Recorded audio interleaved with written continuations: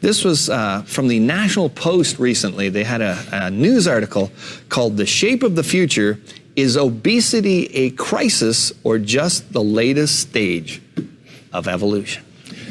Okay, and the article, we'll try to get through this here. As early as April, new obesity treatment could be approved in the U.S. and soon after in Canada. This is from the National Post in Canada, that allows users to aspirate or drain 30% of the food they eat from their stomachs before their bodies can absorb the calories. Hey. The procedure involves implanting a skinny tube in the upper part of the stomach and connecting it to a loonie-sized port on the outside of the abdomen. After meals, a small device is attached to the port's valve. The valve is rotated open, and some of the gut's contents can be emptied into a toilet. The device's makers claim it's a low-risk, minimally invasive, and totally reversible way to lose weight. Although it sounds suspiciously, suspiciously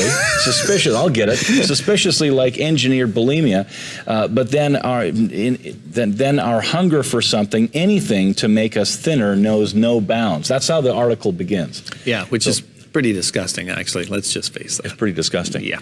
But, okay. I mean, the rest of the article, the whole premise of the article is they're trying to make a connection between the theory of evolution and the fact that some people are rather rotund.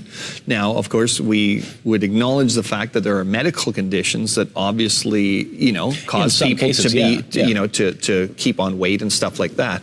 But of course, trying to link the theory of evolution, this is the next stage in evolution, to the fact that some people are obese is rather ridiculous. I mean, is it only North Americans that are evolving, or is this, how come the Europeans don't seem to be evolving in the same shape as the North Americans? Cultures that are staying thinner and not seeing the obesity epidemic, they're not evolving very quickly then, are they? Throughout this article, there are some very interesting pictures, and the whole creation evolution debate is portrayed throughout. For example, there's one picture here, and it's got Adam and Eve in the garden, the tree, right, the serpent, and they're eating the fruit, and but they're not just eating one piece of fruit. Look at all the pieces of fruit they've eaten. Oh yeah, that's why they're so large, right? So Adam and Eve. Interesting how they're talking about evolution, but they bring in the biblical account. Back to the biblical account, and then there's the picture of Michelangelo's God reaching out to man, that famous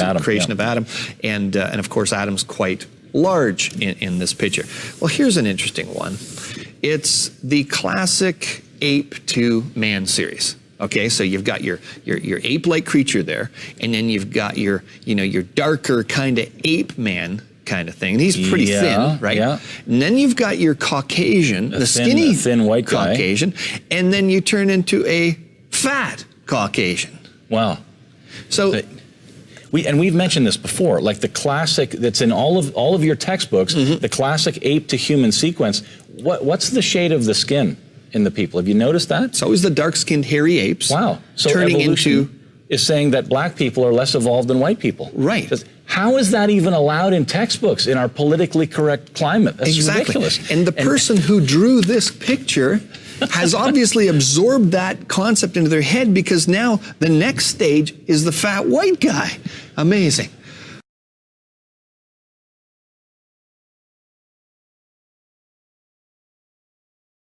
The shape of the future: is obesity a crisis or just the latest stage of evolution? Get in my belly!